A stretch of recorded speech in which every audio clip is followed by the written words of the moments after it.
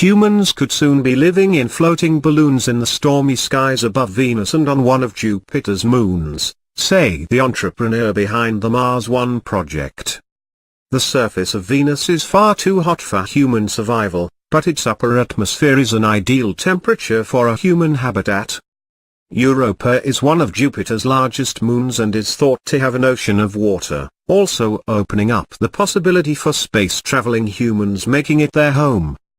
Bas Lansdorp, founder of the Mars One project, is leading a mission that would send humans on a one-way flight to Mars by 2031.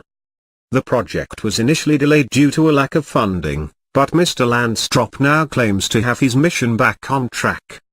Whilst it is not due to launch for another 13 years, the Dutch entrepreneur is already viewing Mars as merely a stepping stone to colonies on other planets. Mr. Lansdorp told The Independent, "Mars won't be the final destination for humans looking to set up permanent settlements away from Earth. After that, space explorers will be thinking about floating cities in the atmosphere of Venus in an extremely large balloon, or moving to one of Jupiter's moons, or an asteroid. Humans have always settled in new places they have discovered." The Mars One project has come under scrutiny as experts claim the funding and expertise of the company is inadequate to achieve such an ambitious undertaking. Despite the criticism, Mr. Lansdorp is confident his plan will succeed. After taking off in 2031, a 4-person crew will take 6 months to reach Mars, where they will be expected to survive in the extremely harsh conditions of the barren landscape. The mission will be extremely demanding for the colonists. The small planet has beleaguered with dust storms and water is scarce. Participants will be unable to shower for up to 2 years. Travelers to Mars will have to grow their own food and will be unable to leave the small camp alone. The first crew to make the trip will have the toughest time. They are on their own and the level of comfort will be very low, said Mr. Lansdorp.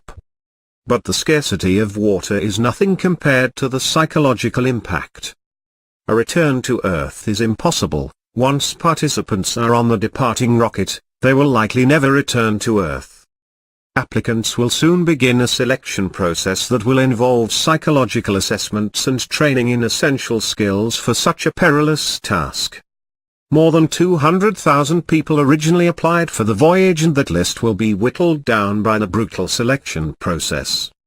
We are focused on selecting the best team players, and will then train them in the skills they will need: engineering, emergency medicine, basic surgery, how to grow their own food, Mr. Lansdorp says. They will need to cope with the stress of knowing that whatever happens, they will need to fix it.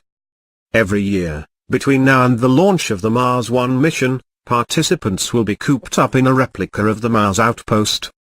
Roughly the size of an average house, the potential astronauts will not be told how long they will be in the simulation in order to mimic the mental strain of incarceration.